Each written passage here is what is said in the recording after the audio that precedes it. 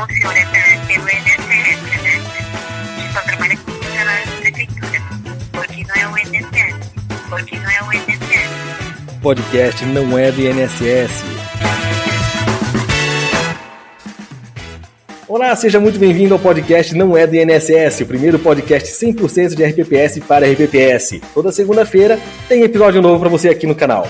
Para você que já nos ouve, siga o nosso canal na sua plataforma de streaming. Você já vai receber todas as notificações dos episódios novos e ainda ajuda o nosso canal. E se ainda não segue a nossa rede social, é só buscar pelo @nãoedoINSS nas principais redes sociais. Hoje, na nossa mesa virtual, nós vamos até Piracaia, São Paulo, conversar com o Instituto Piraprev. Hoje, conversando aqui com a Cláudia Leôncio da Silva, que é superintendente do Piraprev. Tudo bom? Oi, Rafael, tudo jóia? Um prazer estar aqui com você. Desde já quero agradecer a participação, viu? E com a Ana Caroline Pacelli, que hoje ela vai ser o nosso ponto central, talvez, aí, né? Que participou do nosso assunto aí, o censo, das duas últimas vezes, e vamos conseguir conversar bastante com ela hoje aí. Tudo bom, Ana? Tudo jóia. Bom dia, Rafael. Obrigada pela oportunidade.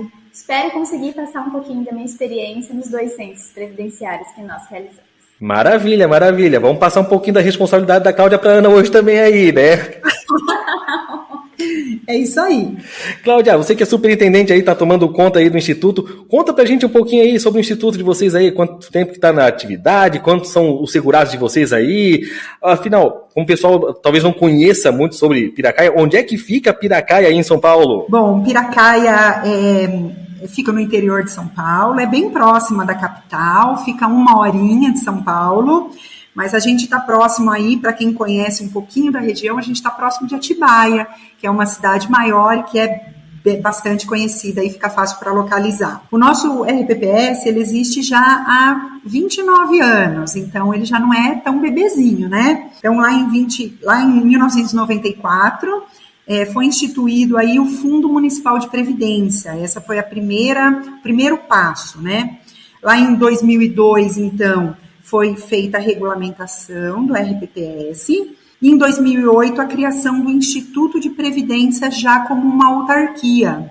Hoje são, ao todo, 1.106 segurados, sendo 870 ativos e 236 aposentados e pensionistas aqui já com a gente. Em dezembro de 2017, nós inauguramos a nossa sede própria, então isso é bem bacana, a gente sempre coloca aí na linha do tempo isso, porque para a gente foi um marco bem importante. Maravilha, até porque realmente muitos institutos buscam realmente essa coisa de ter a sede própria, né, para poder mostrar com mais materialidade para os seus segurados sobre o próprio RPPS, né? Exato, é verdade, Rafael. Eu acredito que muitas pessoas sentiram à época uma certa insegurança, até que isso ficasse claro, né? Que o Instituto continua sendo um patrimônio, né? A sede do Instituto é um patrimônio do RPPS, né?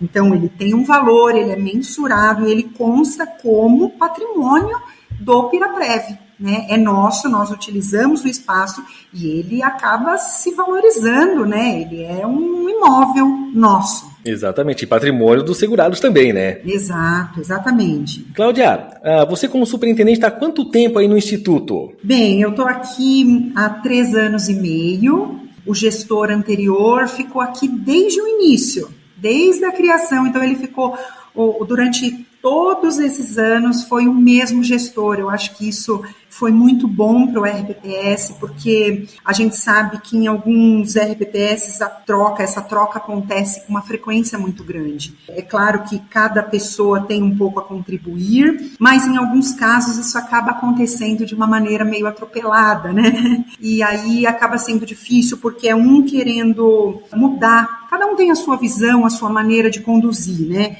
E quando o RPPS tem muitas trocas, isso pode complicar bastante na administração, né, na gestão desse RPPS. Então, a gente teve essa história mais tranquila, porque nós tivemos o mesmo gestor.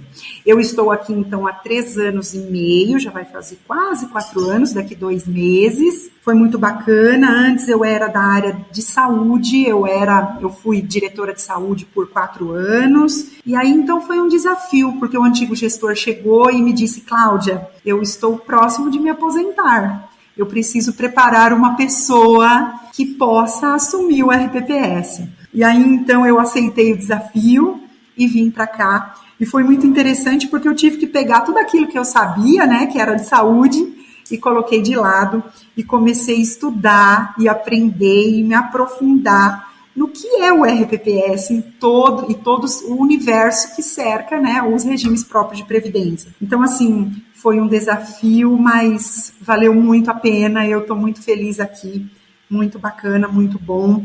Todo dia a gente aprende um pouquinho mais, mas eu estou muito feliz aqui. Estou bem feliz, eu tenho uma equipe muito dedicada, eu fui privilegiada, né, com uma equipe que eu brinco aqui, eu falo que é uma equipe de ouro. Todo mundo muito comprometido, todo mundo com uma responsabilidade que tá no sangue, sabe? Aquela equipe que é proativa, aquela equipe que tá junto comigo. Então, eu não me sinto sozinha aqui. Aqui a gente é um grupo que trabalha junto. Graças a Deus, eu tô privilegiada em relação a isso. Que bacana isso por parte do Piraprev, né? De você ter esse privilégio de conseguir ter uma equipe aí tão focada, tão unida aí. Exatamente, Rafael, muito bacana. Todo mundo estuda, todo mundo se aprofunda, todo mundo se preocupa também um com o outro. Eu acho que aqui a gente sente muito isso. Ninguém está isolado, não tem uma área onde fica ali sozinho, não. Tá todo mundo junto, um se preocupa com o outro o tempo todo. A gente é bem unido, graças a Deus. A gente consegue ter um resultado melhor. Eu acredito que muito por isso também. Uma equipe que está unida vai mais longe, né? Com certeza, com certeza. Ana, você já está um pouco mais de tempo aí, inclusive, como eu te comentei no início ali, né? Nós talvez vamos usar mais aí dos teus conhecimentos sobre o nosso tema de hoje, que é o censo previdenciário. Há quanto tempo que você está aí, Ana? Na verdade, eu estou ao mesmo tempo que a Cláudia, 3 anos e meio também aqui no Piraprev. Na verdade, o Piraprev realizou o primeiro concurso em 2018 e eu fui aprovada em primeiro lugar para o cargo lá de auxiliar de seguridade e em 2019 fui nomeada. Mas assim que eu entrei, houve o projeto do censo previdenciário e a Cláudia, na época era coordenadora de seguridade, me incluiu também nessa comissão para que eu pudesse, né, conhecer um pouquinho mais do RPPS, ganhar um pouquinho mais de maturidade, principalmente na área de conversar com o servidor público, com os aposentados, porque é a nossa atividade fim lá na seguridade, né? Então, todo esse preparo foi muito importante para o meu amadurecimento aqui dentro do RPPS nesse início. Maravilha! E o Instituto de Piracaia fez o censo previdenciário no ano passado, né? Foi o segundo censo previdenciário. Quando é que foi realizado esse primeiro censo de vocês? Com que estrutura que foi feito esse censo? Foi assim, Rafael, o primeiro censo aconteceu lá em novembro de 2019 e ele ficou até junho de 2020, ele acabou sendo um pouquinho prolongado porque a gente pegou o início da pandemia. Então, isso acabou atrapalhando um pouquinho, porque a gente pegou aquela fase onde a gente começou a fechar, né, os departamentos ficavam fechados, ou mesmo quando não estava fechado, a gente encontrava escalas de trabalho, né? Então, eram grupos diferentes, então acabou dando um trabalhinho maior aí para a gente concluir os trabalhos desse primeiro censo. A nossa meta é de sempre fazer o censo a cada 2 anos. Por conta da pandemia, acabou ficando 3 anos, né? Se a gente for contar de 2019 até 2022, quando a gente iniciou o segundo censo. Mas a ideia, a meta é fazer mesmo a cada 2 anos. Tem alguma forma de métrica de você conseguir trazer para o pessoal sobre qual seria a forma de chamar esse pessoal a cada 2 anos, ou como está sendo agora a cada 3 anos nesse censo? Eu acredito que assim, o primeiro passo é a equipe já estar mesmo antenada, né, aguardando a época exata. A gente já monta todo o processo, a organização já começa aqui dentro mesmo, antes mesmo de qualquer divulgação. Então é feito um projeto e um cronograma de atendimentos, vamos chamar assim, porque a gente pegou o grupo de servidores ativos, dividiu esse grupo em cada um dos locais de trabalho, porque o censo nós fizemos onde a equipe Piraprev ia até cada um desses setores, né? Então a gente precisava saber em cada escola quantos eram os servidores, em cada departamento, em cada setor, para que a gente pudesse mensurar quanto tempo a gente precisava em cada um desses locais, para poder fazer a atualização cadastral de todos os servidores. Nesse primeiro censo, a gente teve a preocupação de rever o tempo anterior desses servidores. Isso, como foi o primeiro censo, a gente teve esse trabalho, tivemos um trabalho maior, porque nós pedimos a carteira de trabalho, a gente foi atualizar esse tempo anterior de cada um dos servidores. Isso tinha sido feito, né? Estava desatualizado, na verdade. Exato. Né? Então, nós tínhamos que arregaçar as mangas e colocar isso para funcionar mesmo, para que a gente tivesse um banco de dados fiel. E aí, então, nós atualizamos o tempo anterior de todos os servidores.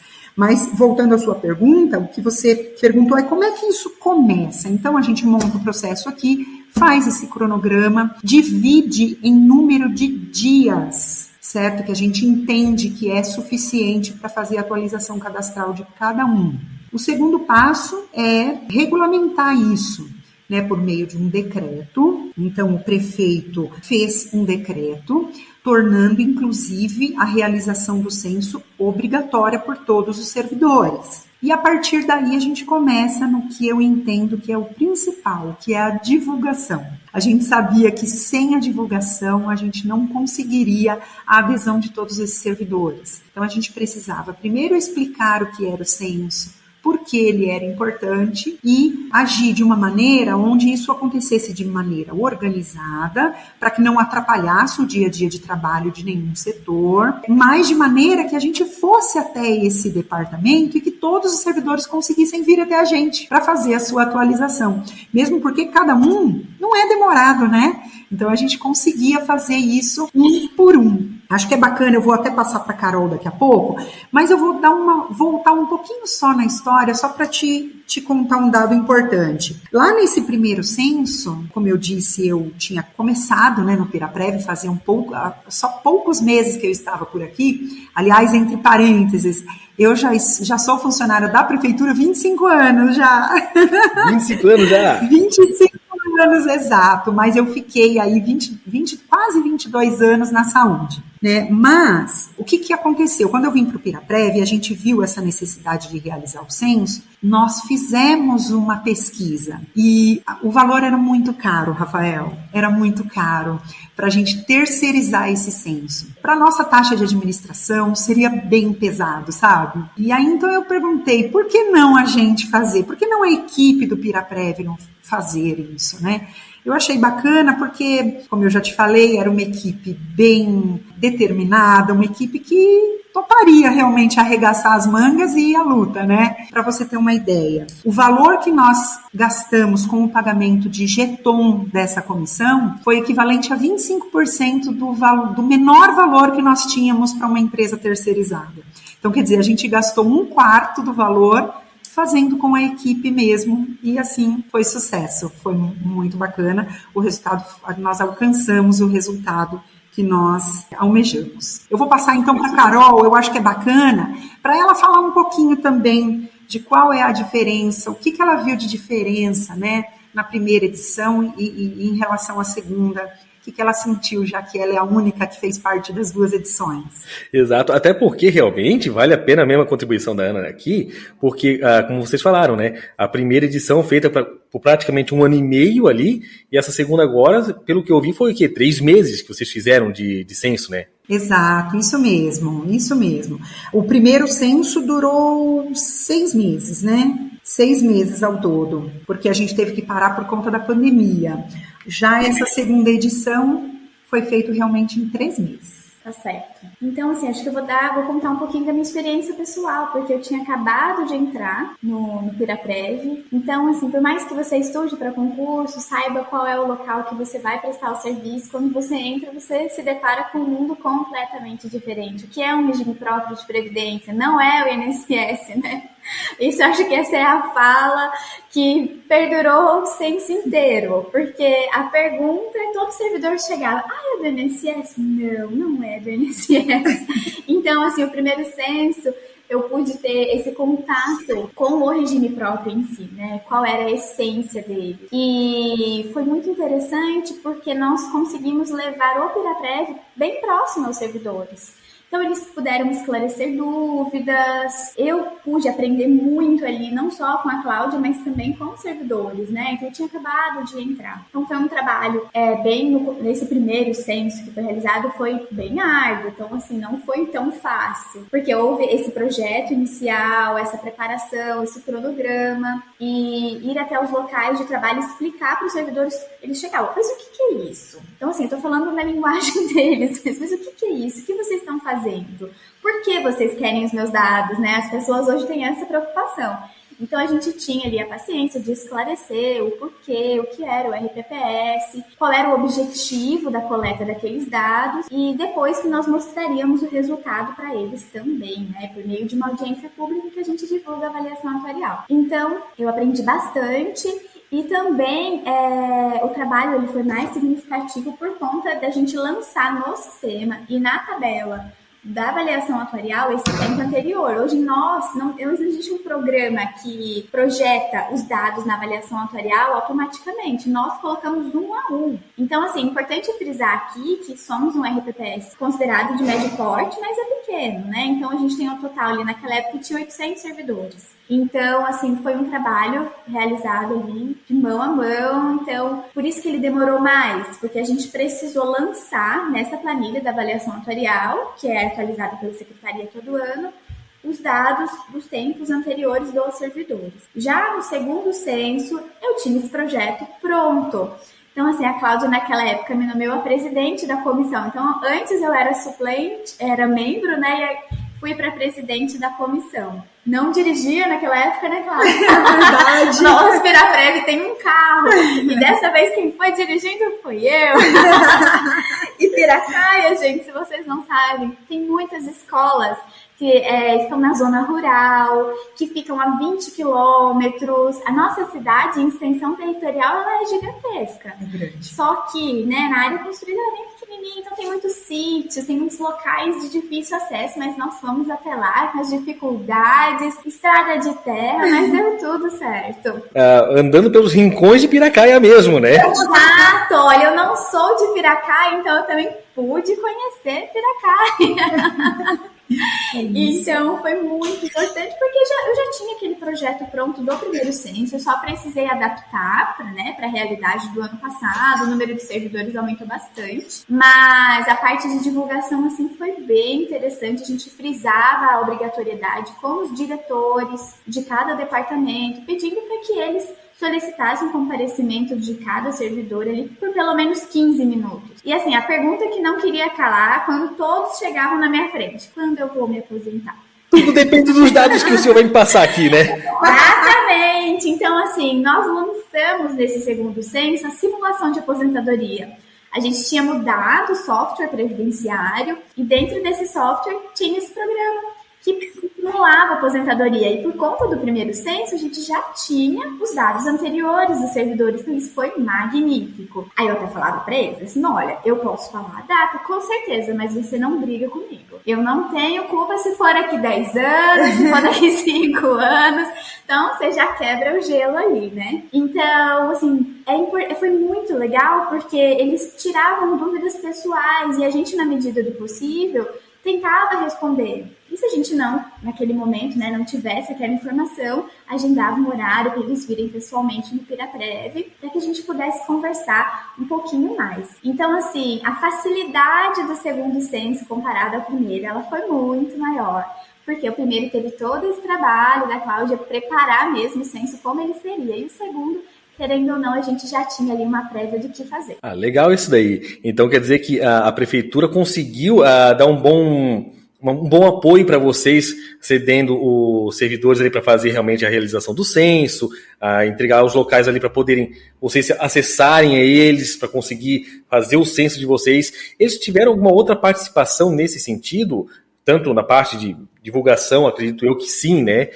E a parte de receber os dados também para cadastro deles? Então, é assim, Rafael. Quando a gente for instituir a comissão, a gente sempre pensa em um servidor que não seja do RPPS, porque ele sempre vai ter uma contribuição interessante do ponto de vista até dele também ser multiplicador da informação. Então, por exemplo, lá no primeiro censo, a gente tínhamos 2 pessoas do RPPS, eu e a Carol, e mais 2 pessoas, uma delas trabalha no Paço Municipal e o outro trabalha na parte operacional. Então isso é muito bacana, porque eles também ajudavam nessa divulgação, nessa busca por esses servidores, nessa conscientização. Dessa vez, é uma pessoa que foi, então, a Carol e mais uma pessoa do Piraprev e mais uma pessoa que é da área da educação. Então, ela também pôde ir lá na educação, que corresponde a grande parte, né, dos servidores, quase metade dos servidores ativos são da educação. Então, ela pôde, estando lá, também divulgar com bastante ênfase o nosso censo. Então, isso é bacana. O Jeton é pago pelo Piraprev, né? Então, eu sempre vou até lá, converso com o prefeito, peço a ele que indique alguém que possa nos ajudar, que possa, de fato, nos auxiliar e estar conosco durante todo esse tempo, né? Porque é um trabalho que você tem que estar presencial, não é algo que você só senta e edita. E essa indicação deu super certo. Ela participou conosco, e sim, existe essa autorização, é necessário que ele nos autorize entrar e conversar com todos os servidores, um por um, né? Isso que a Carol falou é muito importante, porque o censo também tem esse papel, que é aproximar o RPPS do servidor. Muitos têm dúvidas, apesar de termos passado por eles lá no primeiro censo. Algumas dúvidas ainda ficam, né? A gente vai... É um trabalho de formiguinha mesmo. A informação, de ter a paciência, de conversar de um por um, explicar como é que funciona. Em alguns casos, a gente mostra como é que é, a gente explica e a gente, muitas vezes, fornece, a gente tem uma cartilhinha, né, onde a gente tem quais são as regras de aposentadoria que estão vigentes, e a gente explica com calma mesmo, com paciência e olhando um por um, com amor mesmo, com atenção, para explicar e não deixar dúvida nenhuma para eles. O legal é que vocês fazem o censo e já trazem a integração do servidor com o RPPS, né? Já faz o combo, né? Já aproveita o embalo que já está saindo aí, andando por Piracaia e já consegue conversar melhor com os servidores, né? Exatamente, Rafael. A gente sente muito isso, assim, quanto a gente consegue evoluir nesse sentido. É muito bacana porque quando a gente está no censo, como a Carol falou, a gente quebra o gelo. E aí, então, a pessoa acaba vindo mais aqui. A gente tem um agendamento pelo site, ela entra no site, ela agenda o atendimento, e quando ela chega aqui, a gente já analisou o caso dela, a gente já está com aquela projeção pronta. Então, a pessoa chega aqui, já não fica com aquele receio, sabe? Então, já chega mais tranquilo, já sabe quem vai encontrar, mesmo porque já lembra quem é do Piraprev. Poxa, então tem lá a Cláudia, tem a Sandra, tem a Carol, tem a Maria Fernanda, já conhece, tem a Aninha, já conhece cada um de nós. Então a pessoa já chega mais à vontade para perguntar, para sentar e falar, poxa, me ajuda, me tira essa dúvida. Como é que eu posso fazer? Como é que está o meu caso? Quanto tempo falta? Isso é bem bacana e a gente sente essa evolução depois do censo, sim, é bem evidente para a gente. Legal isso daí. Como vocês falaram, né, o trabalho de vocês com o censo foi bem itinerante, né? É pegar o carro, levar os equipamentos de vocês e ir para a rua mesmo. Já que vocês falaram dessa parte entre o custo de terceirizar esse serviço e vocês fazerem, qual foi o tamanho do equipamento que vocês levaram para conseguir fazer um censo de qualidade assim, gente? Para poder passar para os outros. Vamos lá. Então, assim, são equipamentos caríssimos e que nenhum RPPS deve ter, super complexo. Não, é muito simples. Então, a gente levou um notebook com um sistema de software adequado para realizar o censo que funcionasse principalmente offline, né? Porque, como eu disse, muitas escolas ficam na zona rural, o acesso Wi-Fi às vezes é sim, né, precário, acaba não tendo. Então, a gente levava um notebook, carregador, óbvio, e uma câmera. Então, esse era o nosso material. Era tudo isso que fazia, então, para poder levar, praticamente precisava de uma Kombi já montada para conseguir fazer o censo. Tudo muito super tranquilo. Simples, e eu acho que essa simplicidade também traz uma leveza pro censo, sabe? E o carro, né? E o carro. Nós termos o veículo foi importante, porque dá essa liberdade para a equipe ajustar esse cronograma, né? À medida que foi necessário. Alguns lugares, mas a gente precisa voltar. Sim, quando foi necessário, voltou.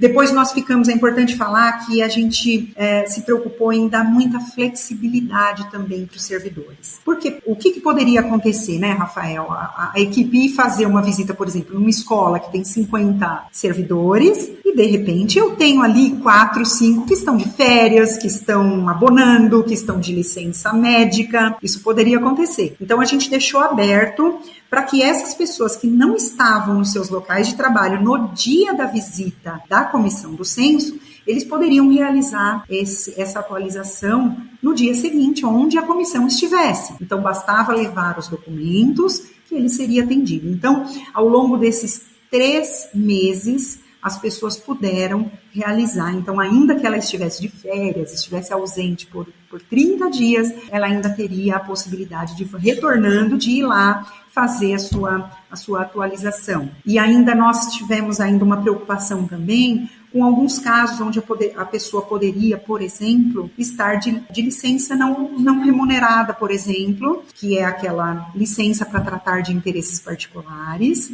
Eu acredito que nem em todos os municípios exista essa possibilidade, mas nós pensamos que a pessoa poderia estar fora por um grande período de tempo. Então, ela poderia, a Carol montou um modelo de procuração, então essa pessoa poderia assinar uma procuração para que outra pessoa realizasse o censo e trouxesse as informações para realizar a atualização dela também. Legal isso. Passada essa fase de coleta dos dados, como é que foi para vocês tratarem esses dados todos com todo esse equipamento de última geração que foi utilizado? Como é que foi feito para conseguir sair dessa parte operacional para trazer assim, esse é meu novo banco de dados atualizado? Como é que foi esse trabalho? Sim, o primeiro censo ele foi bem mais trabalhoso, né? Como eu disse, a gente precisou naquele momento lançar dados que nunca tinham sido colocados ali na tabela. Então, essa primeira parte realmente foi mais trabalhosa. A segunda a gente tentou simplificar. Então, por exemplo, tinham períodos que a gente realizava o censo porque precisava também estar aqui no Instituto realizando os nossos trabalhos, né? Então, na parte da sessão de aposentadoria, a Maria Fernanda, que também era membro do segundo censo, na parte de licitação. Então, esse período que a gente não estava realizando o censo, a Maria Fernanda já lançava na planilha toda a atualização daquela semana. Então, ela tirava a sexta-feira, então ela via de segunda a quinta, a gente sempre deixava as sextas livres para que ela pudesse lançar no sistema toda a atualização referente àquela semana. Então, ela e a Suzana, que era um outro membro, já lançavam a inclusão de dependentes, mudança de estado civil, enfim, todos esses dados que impactam na avaliação atuarial. Então, foi nesse sentido a gente conseguiu se organizar melhor para que pudesse fazer isso semanalmente, porque se deixasse para o final, provavelmente ficaria bem mais difícil, né? Então, e é interessante observar também que nesse último censo que a gente fez, o número de dependentes aumentou muito. Então, assim, as crianças realmente nasceram na pandemia. Exato. Eu sou testemunha própria da parte dos filhos da pandemia, os FDP, gente. Exato. Porque, gente do céu, o primeiro nasceu em 21, o segundo tá a caminho, meu Deus. Tá tudo fechado, aquela coisa, o que eu vou fazer? Eu tô trabalhando em casa, e agora? Tem por isso, o que vai fazer? Isso é maravilhoso, né? E também tivemos casos não tão felizes, né? Que foram as alterações de estado civil, muitas pessoas se separaram também e casaram. Mas a gente teve mais separações do que casamentos. Então, tudo isso, você sabe que impacta também na nossa avaliação atuarial. Exatamente, a pandemia fazendo efeitos até hoje aí no nosso censo, né? Sim. Exato. Sim. E depois disso, com tudo feito praticamente, não é exatamente online, mas é quase que on time o negócio, né? Vocês fazendo a coleta de dados e trabalhando, tratando, atualizando os dados. Então, provavelmente, essa última avaliação atuarial já trouxe esses dados novos já. Como é que foi isso, gente? Qual foi o tamanho da diferença na hora da avaliação atuarial? Então, Rafael, sim, as meninas conseguiram concluir o censo dentro desses 3 meses. Então, no dia 19 de dezembro, elas me entregaram o relatório final. Que presentão de Natal! Relatório final, banco de dados atualizado. Então, o banco que foi já para o atuário, para que ele pudesse rodar a nossa avaliação atuarial desse ano, já foi realmente com o banco de dados perfeito. Eu acho que isso nos dá a certeza de um resultado muito mais próximo da realidade. A gente sabe que a estatística, ela não acerta no alvo, mas ela chega muito pertinho, não é? Então, essa nossa última avaliação já contemplou todos esses dependentes, esses bebezinhos, e também as alterações de estado civil, sim. Nós tivemos um impacto maior no primeiro censo, quando a gente teve a mudança do tempo anterior de cada um dos servidores. Foi uma diferença, Rafael, de quase 14% de aumento em compensação previdenciária. Então, foi bem expressivo, né? Com certeza, 14% de aumento do Comprev aí, você já consegue ver melhor a cifra chegando, né? Com certeza, com certeza. Então, nesse último, o que entrou mesmo foi o número de dependentes, né, que teve essa grande diferença, essa mudança, e o Estado Civil mesmo, que acaba trazendo aí as mudanças em relação aos cônjuges, né? Maravilha, gente. Olha, e só uma última pergunta, assim, totalmente fora do que eu ia perguntar de censo, né? Só tem mulher trabalhando aí, é isso mesmo? Olha, quase que você acerta. Temos um guerreiro. Bendito entre as mulheres. Nós somos uma equipe de 7 pessoas e apenas um guerreiro. Sim, é o Robson. Então, nós somos aqui uma equipe de 6 meninas e o Robson, que é o único homem em si. Ah, que legal, gente. Não, eu tiro por base que aqui no meu instituto, até o meio do ano passado, era só eu também aqui. Agora que tem mais 2 aqui, que é o presidente e o procurador. O resto era tudo mulherada. Mas é bom, é bom, é bom. É bom, quando eu digo que as mulheres vão dominar o mundo, já dominaram, na verdade, só deixaram a gente ali na frente ali, porque vocês são espetaculares, né? É por causa disso, ó. Obrigada, Rafael. O nosso município, na avaliação atuarial, ele também projeta, né, Cláudio? Projeta não, né? Ele traz esse dado de que o maior número de funcionários são mulheres. Sim, também. quase 2/3. Eu imagino, né? Até por a questão de magistério, né? Isso conta muito, né? Exato, isso, a educação domina. É um impacto, né, gente? É um impacto, Mas são os queridos, né? A gente não pode deixar de falar. Com certeza. Contribui muito para o nosso município. Com certeza.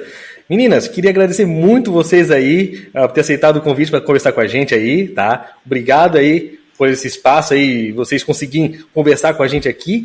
E queria deixar também agora o espaço aberto para vocês. Como é que o pessoal faz para poder entrar em contato com vocês? Quem quiser tirar dúvidas aí, falar um pouco mais de censo com vocês, ver como é que pode trocar ideias, como é que faz? Rafael, estamos aí no Instagram. Quem procurar Piraprev vai achar a gente com facilidade. Pode entrar em contato conosco também pelo nosso site. Nós temos o site bem atualizado. Lá a gente tem os nossos números de telefone. Pode entrar em contato conosco, o que a gente puder ajudar e o que a gente puder motivar também. Eu sei que para os grandes, a própria equipe fazer o censo é inviável, né? Mas para os de pequeno porte, até médio porte, eu acredito que a gente quer motivá-los a fazer isso, porque isso realmente é uma grande economia para o Instituto, né? Então, o que precisar, o que a gente puder colaborar, o que a gente puder compartilhar com cada um, pode entrar em contato conosco, a gente vai colaborar com todo prazer. Maravilha, gente. Obrigado aí pela presença de vocês, por estarem aceitando esse convite de estar conversando com a gente aí. E obrigado a você que nos acompanhou até aqui.